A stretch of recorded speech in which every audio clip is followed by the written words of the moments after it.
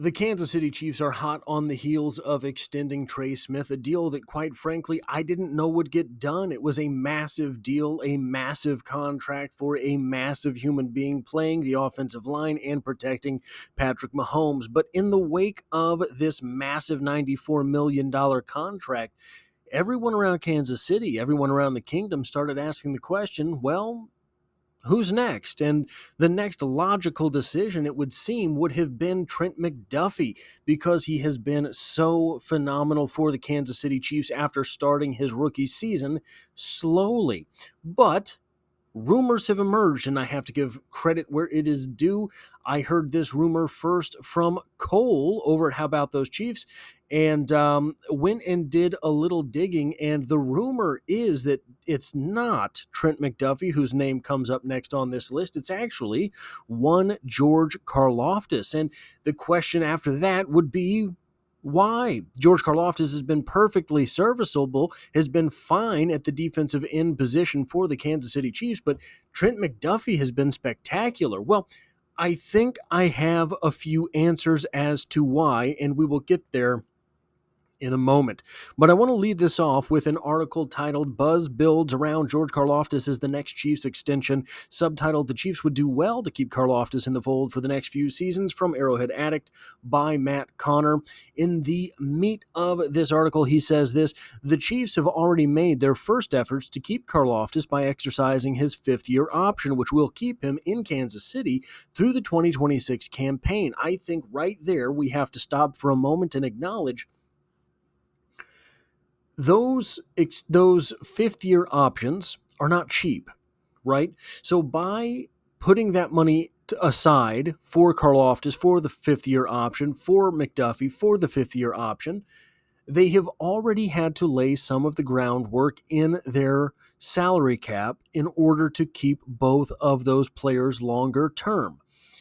That means there's plenty of time to get a new deal done, but prices for edge rushers will only go up, and we're going to get to some of that later. Perhaps that's why we're seeing rumors that the team is interested in getting something done sooner rather than later. I think it's a little bit of a different situation than that. And then he posts the Ricky Scoops on Twitter/X.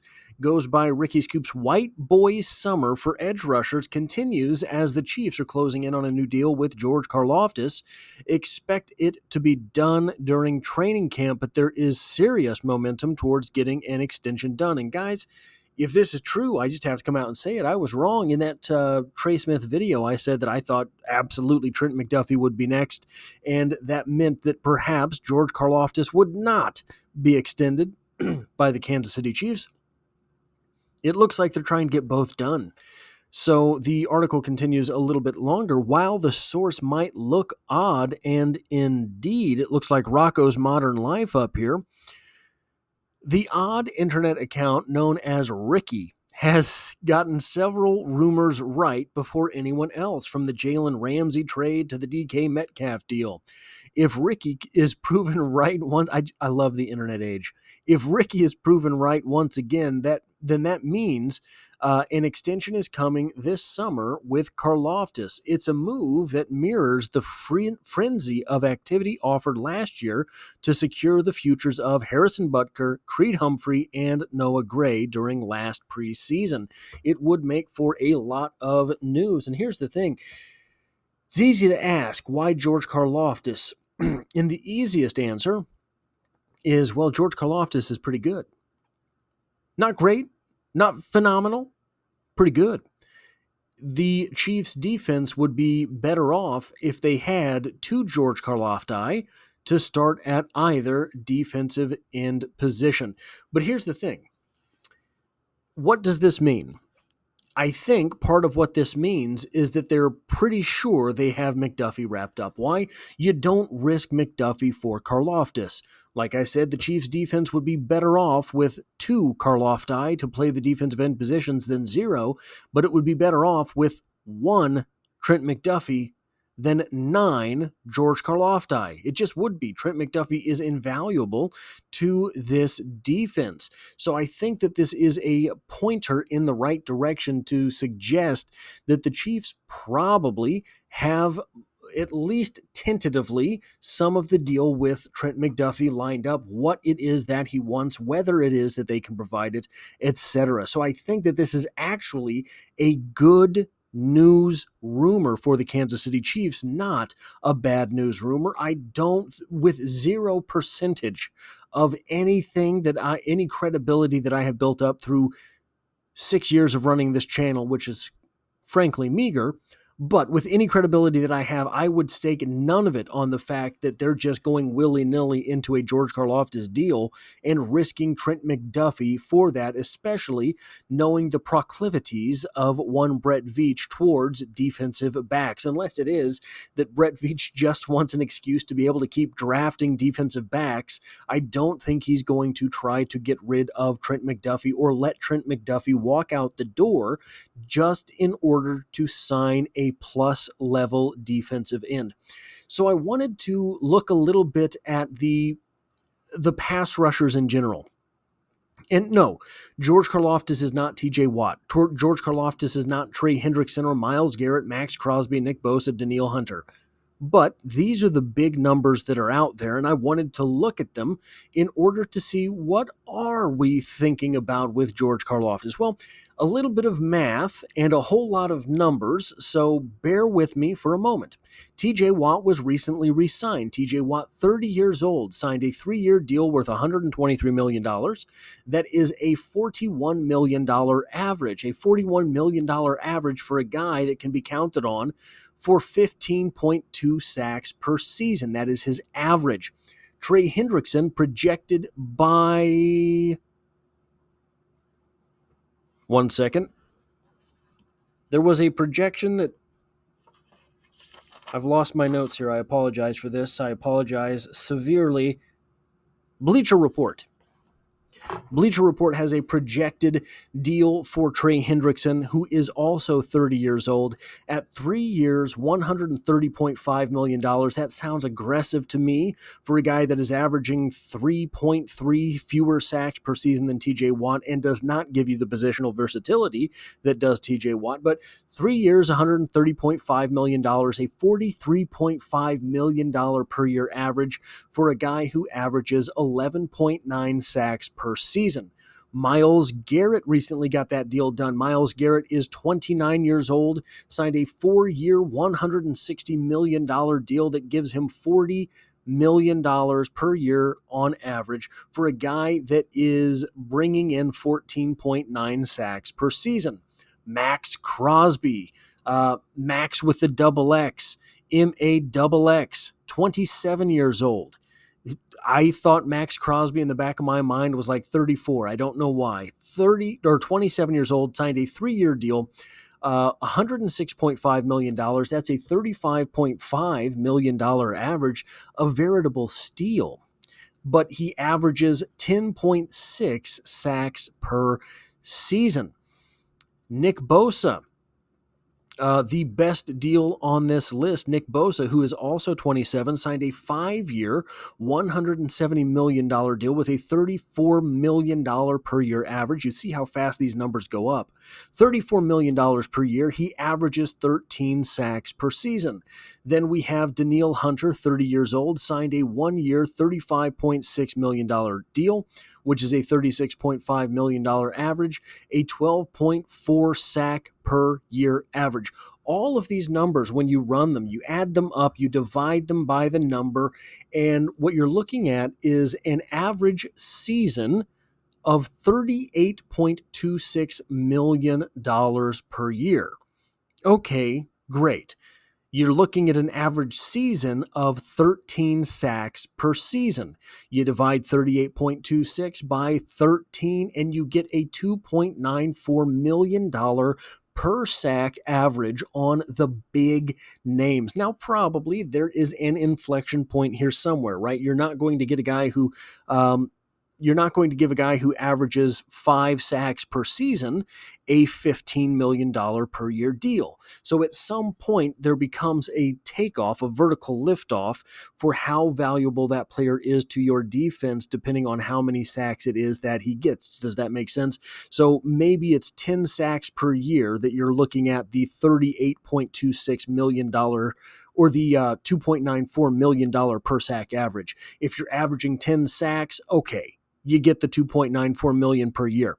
George Karlaftis, who's only 24, by the way, 3 years younger than anyone on this list, 6 years younger than the average player on this list, because you're looking at TJ Watt 30, Trey Hendrickson 30, Myles Garrett 29, Danielle Hunter 30. So 24-year-old George Karlaftis averages 8.5 sacks per season. At that aforementioned $2.94 million per sack would mean that he is looking at a $24.99 million season average, which would mean, if he signed a 3-year deal, basically $75 million. If he signed a 4-year deal, it would mean basically $100 million. Do I see that being the deal? I don't know. It's easy to say no because he's under that aforementioned sort of theoretical, hypothetical 10 sack average. But he's not a low-end pass rusher. He is a guy that can be counted on to get you sacks during the season.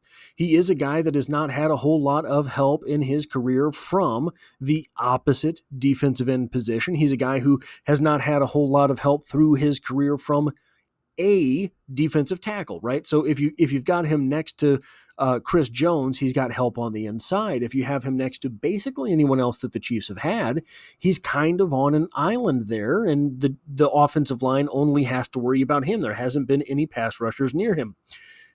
And we're going to get into that in a moment. Mike Danna recently signed his 3-year, $24 million deal.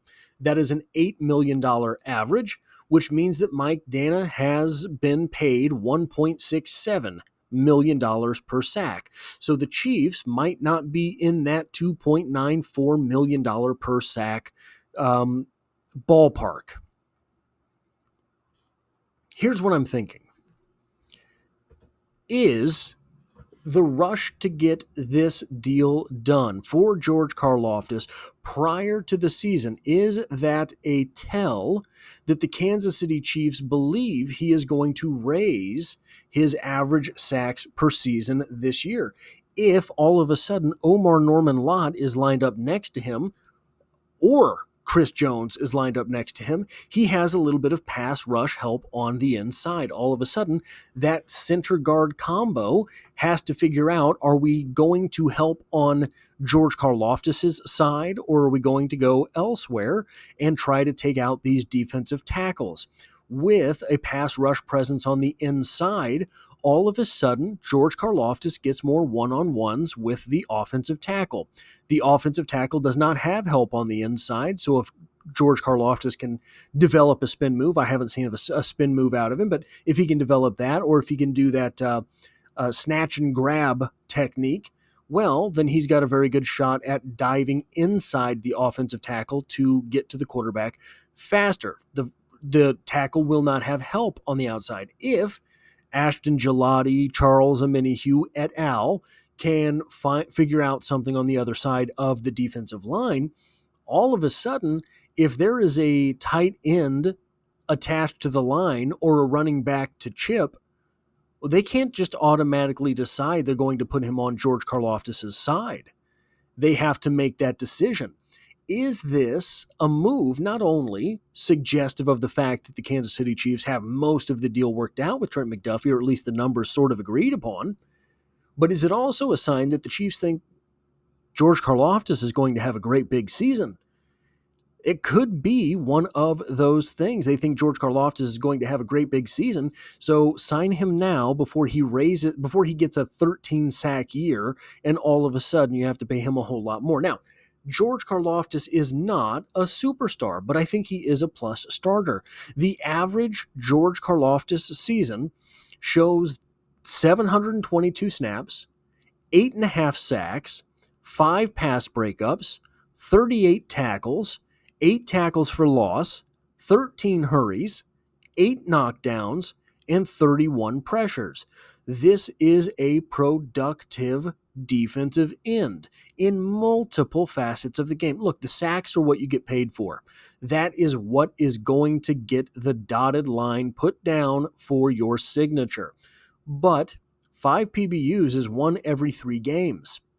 38 tackles, 8 tackles for loss, that's one every other game. 13 hurries, that's nearly one a game. 31 pressures, you're looking at 2 per game. This is a productive player on multiple fronts. He causes chaos. Chaos Karlaftis. Here's the last thing to talk about here. If the Chiefs can retain both Trent McDuffie and George Karlaftis, and it looks like they're gearing up to be able to do so, if they can get that done, there is no reason that the Chiefs cannot have a very good defense for the foreseeable future. If they can lay down that framework, George Karlaftis, Trent McDuffie, Nick Bolton, all of those guys, 1+ starter at each level of the defense. Maybe you lose Chris Jones eventually. He's got to retire at some point, but even if he does, you have 1 star at each level of the defense, and you can build from there. So anyway, guys, that is what I have for this video. If you like or appreciate what it is that I do here, hitting the like button really does help me out, as it tells YouTube to share this video with other Kansas City Chiefs fans. If you find yourself here by chance but not design, the Chiefs are the only thing I talk about on this channel, dropping multiple videos every single week. And as always, I hope to have you back for the next one.